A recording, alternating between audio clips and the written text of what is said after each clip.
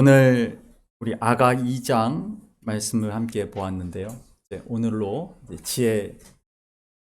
지혜서 우리가 이야기하는 시가서 5권 중에 마지막 아가 이야기를 함께 하게 되었습니다. 우리 아가에 대한 이야기들을 함께 나누게 되면 보시면 2장 10절 맞습니다.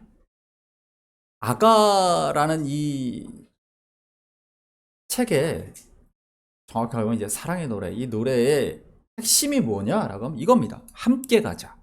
계속 반복되죠. 함께 가자. 남녀의 사랑 이야기다라고 흔히 이야기를 하면서 이거를 하나님과 하나님의 백성의 관계다 이렇게 설명을 하는데 핵심은 무엇이냐면 함께 가자라는 거죠. 하나님이 하나님의 자녀들에게, 하나님의 백성에게, 하나님의 교회에 함께 가자라고 한다라는 부르시는 그 음성이 여기 담겨져 있다라는 겁니다. 우리 이 아가라는 책이 어떤 책인가? 네, 감사합니다. 성경의 66권 가운데 특별히 구약의 39권 가운데 유대인들이 절기마다 읽는 5 두루마리, 그래서 5축이에요. 5권의 성경이 있는데 절기 때마다 이렇게 읽는다 말씀을 드렸었죠. 제가 아마 다 설명을 한두 번씩은 다 드린 것 같은데 특히 6월절에 이 아가를 읽습니다. 이 절기를 지키는 것에 대해서 이 의미가 어떤 의미가 있는가에 대한 제가 말씀을 드렸었습니다. 시간의 주인이신 하나님을 우리가 의지하고 나아간다라는 것. 그리고 하나님께서 베푸신 하나님의 놀라운 역사를 기억하는 것. 성경에서 가장 중요한 단어 중에 하나가 기억하라거든요. 우리가 그래서 절기를 지킵니다. 주연절 둘째 주일이죠. 녹색 초가 있습니다. 주현절이라는 그 의미는 주님이 나타나셨다. 주님의 영광이 드러났다. 이런 의미를 갖고 있어요. 절기를 1년간의 교회력 절기를 보게 되면 첫 번째로 오는 절기는 사실은 대림절이죠. 예수 그리스도의 오심. 그러니까 이 교회력을 쭉 보게 되면 성자 예수 그리스도, 그다음 성령 하나님, 그다음 성부 하나님 이렇게 이어지거든요. 그래서 예수님의 오심을 기다리고 성탄절 예수님 오셨고, 그다음 주현절의 시작은 예수님이 세례 요한으로부터 요단강에서 세례를 받으시며, 또한 요한복음 2장에 나오는 가나 혼인 잔치에서 여호와의 아들로서, 하나님의 아들로서 예수 그리스도의 영광이 드러났다라고 하는 그 주현입니다. 그러니까 예수님의 사역이 시작됐다라는 것이죠. 이게 어디까지 이어집니까? 십자가를 길을 준비하는 사순절로 이어지는 거죠. 예수님의 탄생을 기다리는 것, 탄생, 사역, 그 다음 십자가 이렇게 이어지는 것입니다. 그 다음 부활절 이렇게 이어지는 것이죠. 절기라는 건 그래서 굉장히 중요한 것입니다. 그래서 구약 때부터 이렇게 절기를 지키는데 왜 6월절에 아가를 읽는가라는 것이 중요하다라는 것이죠. 아가라는 이 책 자체가 아까 말씀드렸지만 남자와 여자, 그 남자와 여자의 사랑, 근데 그 남자와 여자를 하나님과 인간으로 비유한 거예요. 비유하여 설명한 것이죠. 이 남녀의 사랑 이야기, 더 중요한 것은 그 남녀가 함께 하나 되어 간다라는 그 의미예요. 그게 가장 중요한 의미라는 것이죠. 그게 6월절의 의미이기 때문에 그렇다라는 거예요. 자, 말씀 보시게 되면 우리 수요 사경회 때 하와에 대한 이야기를 나눴죠. 여러분 기억하십니까? 창세기 2장 21절 말씀 한번 같이 읽어볼까요? 여호와 하나님이 아담을 깊이 잠들게 하시니 잠들매 그가 취하고 살로. 우리가 아담과 하와 이야기를 할 때 창세기 1장에서는 하나님이 사람을 같이 만드신 것으로 얘기하는데 창세기 2장에 보면은 아담을 먼저 만들고 아담의 갈빗대 하나를 빼서 하와를 만들었다. 그래서 보통 남자로부터 여자가 나왔다. 즉 남자를 위하여 여자를 만드셨다. 남자는 여자의 머리고 여자는 남자에게 종속되는 존재다. 이렇게 연결이 되는 겁니다. 논리가. 굉장히 오랫동안 서구 기독교의 중요한 사상이었었죠. 자연스럽게 남녀를 구분하고 남자가 여자보다 위다 이렇게 만드는, 여자는 남자에게 종속된 존재다 이렇게 자연스럽게 되었다라는 것이죠. 그런데 제가 그 사경회 때도 말씀드렸다시피 그것은 이 말씀을 히브리어 원어를 보시게 되면 이 갈빗대라고 하는 것이 첼라라는 단어인데, 이 첼라 하나라고 하는 게 에하드. 여러분 에하드에 대한 설명을 제가 예전에 드린 적이 있었죠. 에하드 하나님, 하나. 성경에서 하나라는 단어가 이 구약에서 두 가지로 쓰이는데, 하나는 에하드가 있고 야히드가 있다. 기억나십니까? 에하드. 우리가 에하드도 하나고 야히드도 하나입니다. 근데 에하드는 뭐냐면 성부, 성자, 성령 하나님이 한 분 하나님이시다 할 때의 그 에하드입니다.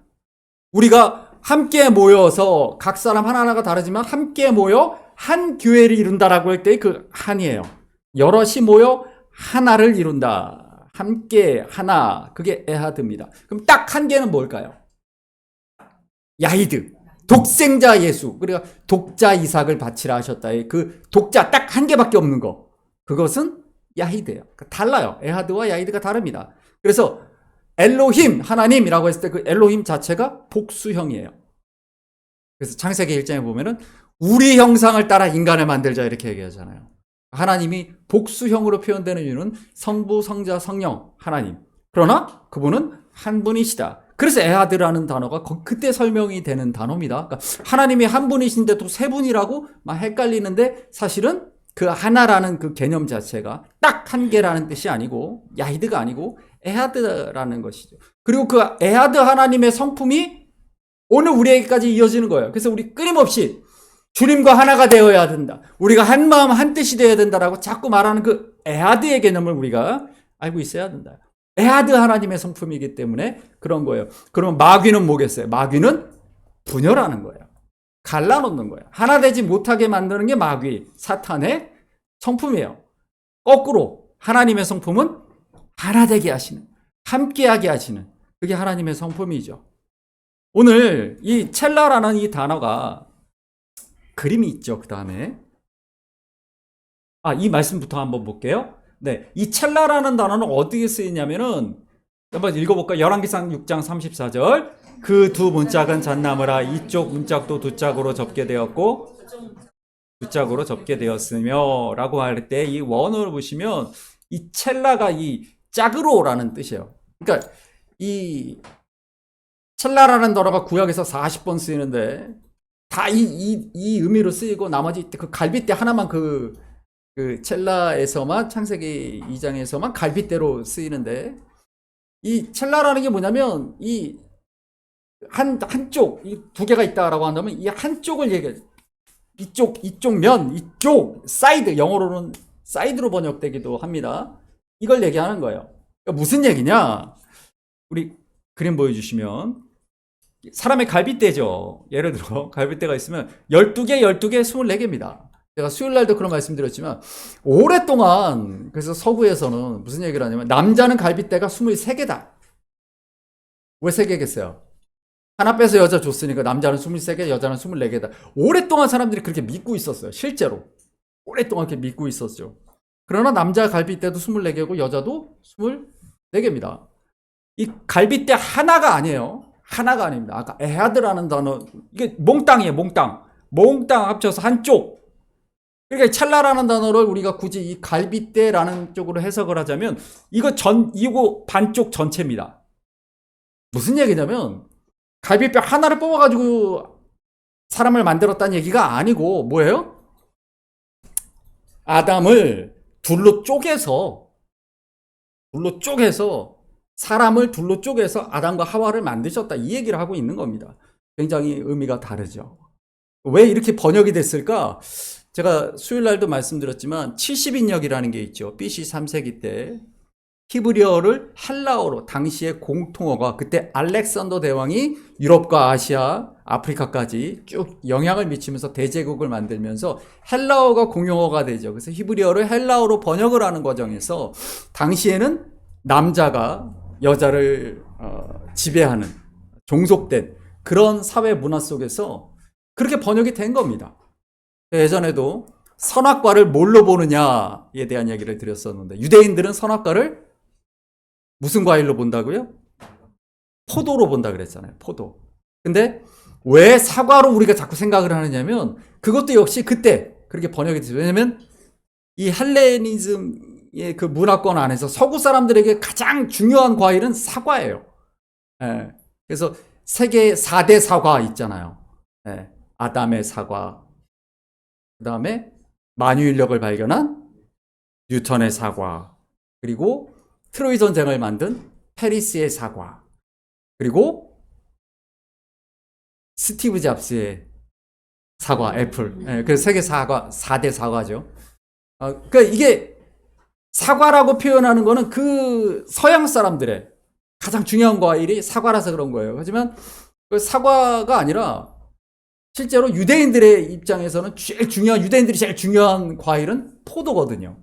유대인들은 이스라엘 사람들이 생각할 때 과일은 포도예요. 근데 왜, 그러니까 제가 번역 얘기를 자꾸 하는 이유는 뭐냐면, 어떤 시대 상황 속에서, 문화 속에서, 역사 속에서 우리가 말씀을 받아들일 수밖에 없는데, 그렇게 되면 진짜 의미를 잃어버리기가 쉽다라는 것이죠.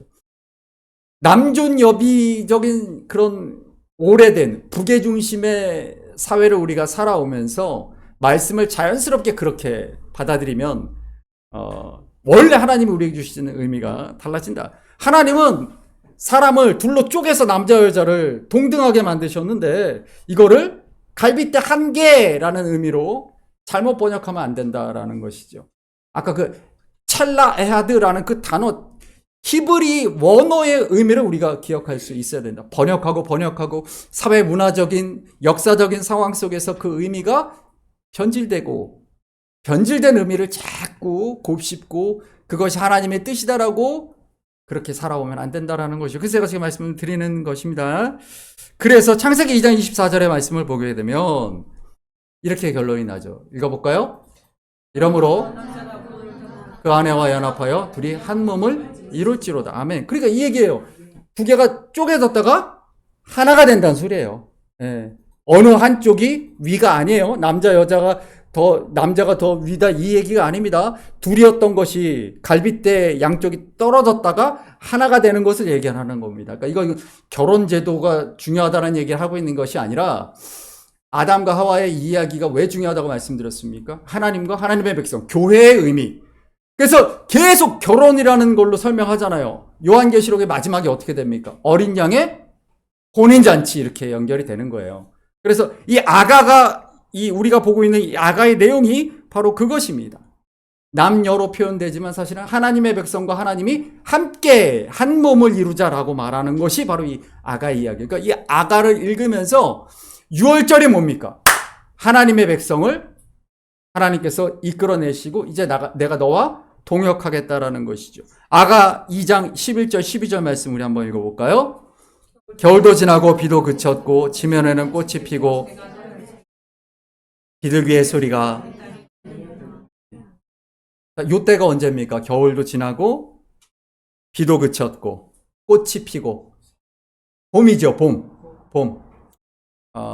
이스라엘의 기후는 크게 나누면 겨울하고 여름밖에 없다라고 하지만 사실은 겨울에서 여름으로 넘어가는 이 짧은 기간, 그 짧은 기간이 있어요. 그걸 아빕월이라고 하죠. 아빕월에 6월절이 있습니다. 겨울에서 넘어가는 바로 그때. 그러니까 이 아가를 6월절에 읽는 이유도 중에 하나도 거기에 있고요. 때를 이야기하는 것이죠. 네, 그래서 아빕월이라는 그 의미에는 이 아빕이라는 그 단어는 새싹, 봄 이런 의미를 갖고 있어요. 그래서 이스라엘의 지금 실제적인 수도가 어디냐라고 하면 예루살렘이라고 주장하는 건 유대인들이 주장을 하는 거고, 모르겠네요. 트럼프가 또 대통령이 됐으니까 또 그걸 주장할지도 모르겠지만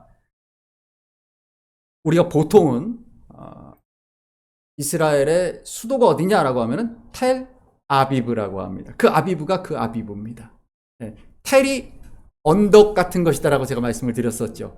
쌓여서 언덕이 되었다. 그 텔. 사람들이 거주하는 지역, 그 텔. 그래서 텔 아비브라고 하는 그 말을 아름답게 표현하자면 봄의 언덕 이렇게 표현할 수 있겠네요. 이스라엘을 여행하러 가게 되면 그 텔 아비브에 있는 벤구리온 국제공항을 통해서 들어가게 됩니다. 텔 아비브가 가장 번성한 우리나라뿐만 아니라 모든 나라의 대사관이 거기 다 있어요. 실제적인 행정 수도 역할을 하는 데가 텔 아비브죠.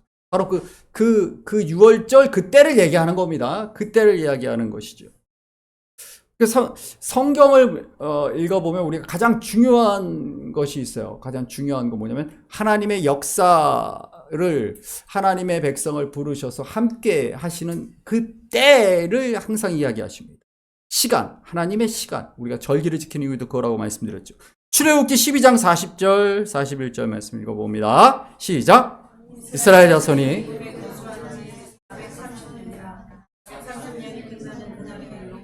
군대가, 아멘. 우리가 하나님이 출애굽을 시키신다라는 그 의미가 불쌍한 이스라엘 백성을 노예에서 구해내셨다가 아니다라고 말씀을 드렸죠. 뭡니까? 때가 되어 하나님의 군대를 이끌어내셔서 어떻게 하신다고요? 하나님의 역사를 이루신다. 이스라엘 백성과 하나님이 함께 동역함으로. 이것은 언제? 창세기 15장 13절에 읽어봅니다.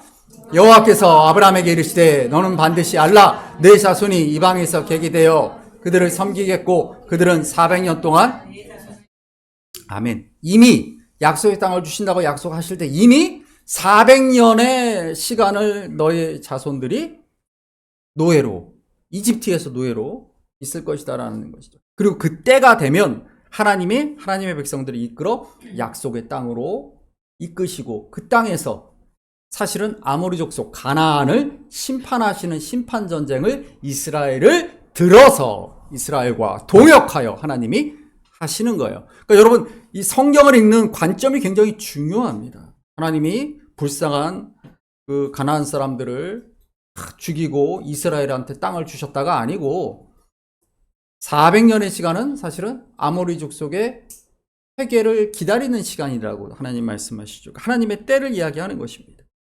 그래서 오늘 고린도 후서 6장 1절 2절 말씀 보시면 읽어봅니다. 우리가 하나님께 함께서 너희를 권하노니 하나님의 은혜를 헛되이 받지 말라. 이르시되 내가 은혜 베풀 때 너에게 듣고 구원의 날에 너를 보라 지금은 때요. 보라 지금은, 아멘. 하나님과 함께 일하는 자로서 제가 예전에도 말씀드렸지만 구원을 받는다라는 의미는 뭡니까? 내가 천국 간다는 얘기가 아니라고 말씀드렸죠? 하나님의 동역자로 부름받아서 하나님과 함께 동역하는 것입니다.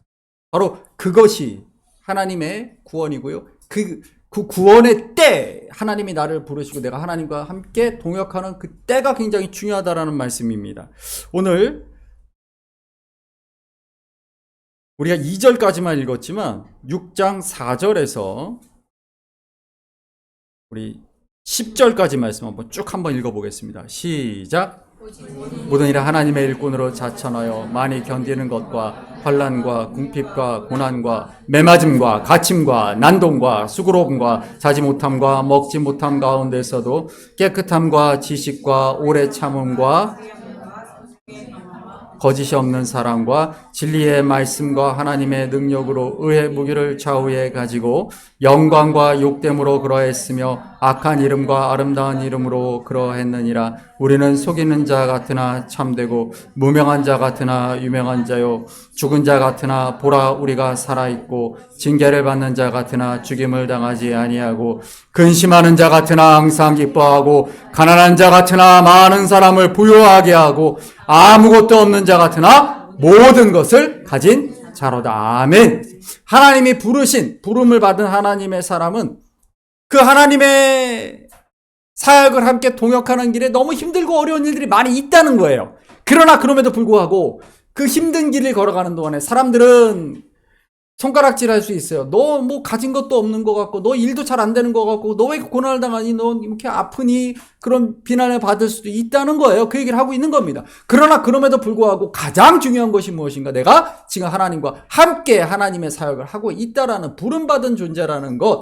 하나님의 일꾼, 하나님과 함께 일하는 자, 이것을 바울이 강조하고 있는 것이죠. 그러니까 하나님이 나를 부르셨다라는 바로 그 소명의식을 갖는 것이 너무나 중요하다라는 거예요. 이사야 49장 8절도 말씀도 함께 읽어봅니다. 여호와께서 이같이 이르시되 은혜의 때에 내가 내게 응답하였고 구원의 날에 내가 너를 도왔도다. 내가 장차 너를 보호하여 너를 백성의 언약으로 삼으며 하리라. 아멘. 로마서 8장 17절 말씀도 읽습니다. 자녀이면 또한 상속자 곧 하나님의 상속자요 그리스도와 함께한 상속자니 우리가 그와 함께 고난도 함께 받아야 할 것이니라. 아멘. 우리 이사야의 말씀과 로마서의 말씀을 함께 읽었는데요. 같은 얘기를 하고 있는 것입니다. 하나님께 부름받은 하나님의 동역자는 그 삶 가운데 고난이 있다라는 거예요. 고난을 당할 수밖에 없다는 거예요. 왜요? 하나님의 뜻을, 하나님의 계획을, 목적을 이루려고 한다면 그것을 방해하는 사탄, 마귀의 세력과 맞서 싸워야 되기 때문에 당연히 그 삶에 고난이 있을 수밖에 없다라는 것이죠. 그 얘기를 하고 있는 것입니다. 그림을 한 장 보여주시면. 맞습니다. 여러분, 우리 너무 잘 알고 있는 유명한 그림이죠. 바다에 빠지는 베드로. 우리 말씀 읽어보겠습니다. 마태복음 14장 말씀인데요. 읽어봅니다. 예수께서 보내는 동안에 배를 타고 앞서 건너편으로 가게 하시고 배가 이미 육지에서 말미암아 고난을 당하더라. 제자들이 그가 바다 위로 걸어오심을 보고 예수께서 즉시 이르시되 안심하라 나니 두려워하지 말라. 아멘. 자, 여기 우리가 너무 잘 알고 있는 바다 위를 걸으신 예수 그리스도에 대한 이야기인데 이 앞에 보시게 되면 14장 22절 이 바로 앞에 무슨 사건이 있냐면 오병이어 사건이 있었습니다. 5,000명을 먹이신 사건 이후에 벌어진 얘기예요. 벳세다에서 이제 배를 타고 이제 갈릴리 그 바다가 있으면 그 거기를 건너가는 겁니다. 근데 제자들만 보내십니다. 먼저 보내시죠. 그랬더니 24절에 보니까 큰 풍랑이 일어서 고난을 당하게 되더라. 배 위에서 배가 막 배가 침몰할 것 같고 고난을 당하더라. 그때 주님이 나타나셨죠. 그래서 뭐라고 말씀하십니까? 27절에 예수께서 즉시 이르시되 안심하라. 이 우리말로 안심하라라고 되어 있는데 사실 이 말씀은 영어 버전에서 이게 NIV 버전입니다. NIV 버전을 보게 되면 take courage라고 말합니다. take courage. 우리 혜인자매 이게 무슨 뜻이죠? 그렇죠. 용기를 가져라. 용기를 가져라. 안심하라보다 더 강한 의미죠. 그냥 안심하라가 아니라 용기를 가져라라고 말하고 있는 것입니다. 이 말의 헬라어 원어를 보시게 되면 안심하라 이 말은 따르세오입니다. 따르세오라는 이 말인데 안심하라라고 되어 있지만 사실 이 말은 다른 본문에서는 어떻게 이 말씀을 보고 있냐면 맞습니다. 여기 보게 되면 요한복음 16장 33절 보면 읽어봅니다. 이것을 너에게 이르는 것은 세상에서는 너희가 환난을 당하나 담대하라 내가 세상을 이겼노라. 아멘. 이 원어를 보시게 되면 이 담대하라가 바로 따르세오예요. 용기를 가져라. take courage라는 말이 따르세오. 그러니까 바다 위에서 두려워하는 이들에게 제자들에게 주님 말씀하시죠. 담대하라. 용기를 가져라 라고 말씀하십니다. 그리고 아까 이어서 읽어볼까요? 14장 28절부터 읽습니다. 베드로가 대답 주여 만일 주님이시거든 무리로 오라 하소서 하니 오라 하시니 베드로가 배에서 내려 예수께 바람을 보고 소리질러 이르되 주여 나를 구원하소서 하니 예수께서 이르시되 믿음이 작은 자여 왜 의심하였느냐 하시고 배에 함께 오름에 바람이 아멘. 이 말씀이 우리에게 주고 있는 의미가 무엇인가? 주님이 시키신 대로 살아도 우리 삶에 풍랑이 있다는 거예요. 고난이 있다는 거예요. 근데 그럼에도 불구하고 분명히 다음 사역을 위하여 바다를 건너가야 돼요. 이 바다를 건너가야 되는데 그 바다를 건너가는 길에 풍랑이 일고 고난이 온다는 것이죠. 그때 무엇을 해야 되는가? 용기를 가져야 한다는 거예요. 용기를 가져라. 용기를 가지고 주님과 함께 가야 한다는 것이죠. 주님과 함께 가야 한다라는 것을 보여주고 있는 것입니다. 마태복음 28장 20절에서 그래서 주님은 끝까지 이 얘기를 하시죠. 함께 읽습니다. 내가 너희에게 볼지어다 하시니라. 아멘. 용기를 가져라. 내가 너희와 항상 함께 있다. 어떤 고난이, 어떤 핍박이 너희 앞에 온다 할지라도 부름받은 그 소명을 감당하는데 너희가 믿음을 가지고 나아가라라고 말하고 있는 것입니다. 다시 말하자면 주님이 우리 아가의 2장의 말씀부터 함께 보았지만 하나님이 우리와 함께 가자라고 부르실 때 그 길을 나서면 모든 일이 만사형통하고 평안하고 그러느냐? 그렇지 않다는 거예요. 오히려 더 많은 고난과 환난과 핍박이 우리 삶 가운데 올 수 있다라는 것이죠. 그러나 그럼에도 불구하고 하나님이 우리에게 약속하시는 거, 주님이 약속하신 건 뭡니까? 내가 너와 함께 하겠다라고 말씀하시죠. 용기를 가져라. 이겨낼 수 있다. 성경에서 많은 사람들이 가장 형통한 삶을 살았다라고 말하는 사람이 누굽니까? 요셉의 이야기가 있는데 우리 그 말씀 잠깐 함께 볼게요. 창세기 39장의 말씀입니다. 한번 읽어봅니다. 간수장은 무엇이든지 이는 여호와께서 요셉과 함께 하심이라.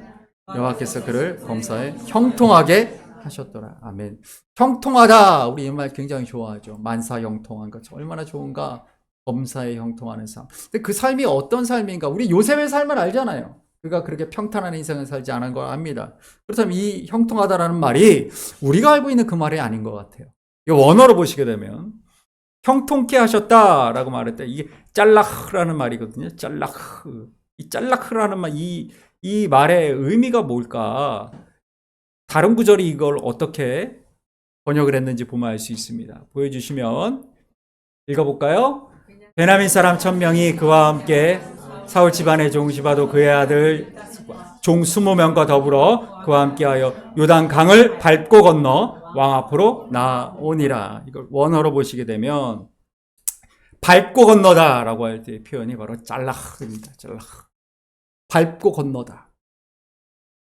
우리 삶 앞에 바다도 있고 강도 있어요. 이걸 어떻게 가야 하나? 우리를 가로막는 큰 장애물이 있단 말이에요. 하나님이 형통하게 하는 삶이라는 뜻은 뭐냐면 그 강을 없애버리시는 삶이 아니에요.